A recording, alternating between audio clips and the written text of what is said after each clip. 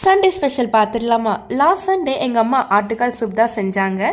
இது ஒரு நல்ல ப்ரோட்டீன் பேக்டு ஃபுட். ஸோ இதை நீங்கள் போன் ப்ராத் பண்ணி டெய்லி கூட கன்சியூம் பண்ணலாம், இல்லைன்னா வீக்லி ஒன்ஸ் கூட இன்ஸ்டண்ட்டாக இந்த மாதிரி செஞ்சு கூட கன்சியூம் பண்ணிக்கலாம். இது கடையிலே அவங்க சுட்டு கொடுத்துருவாங்க. நீங்கள் வீட்டில் வந்து கூட இந்த மாதிரி நைஃப் வச்சு க்ளீன் பண்ணிக்கலாம், இல்லைன்னா அவங்கள்ட்ட சொன்னால் கூட க்ளீன் பண்ணி கொடுத்துருவாங்க. இது நல்லா வாஷ் பண்ணி எடுத்துக்கோங்க.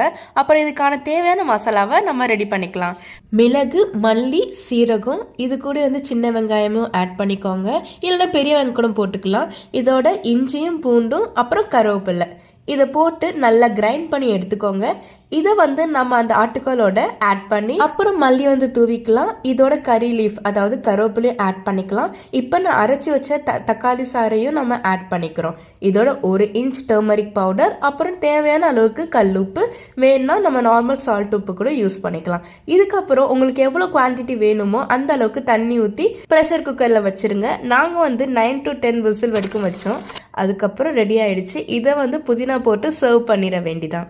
நல்ல மழை காலத்துக்கு ஒரு பெப்பர் போட்ட ஆட்டுக்கால் சூப் ரெடி ஆயிடுச்சு.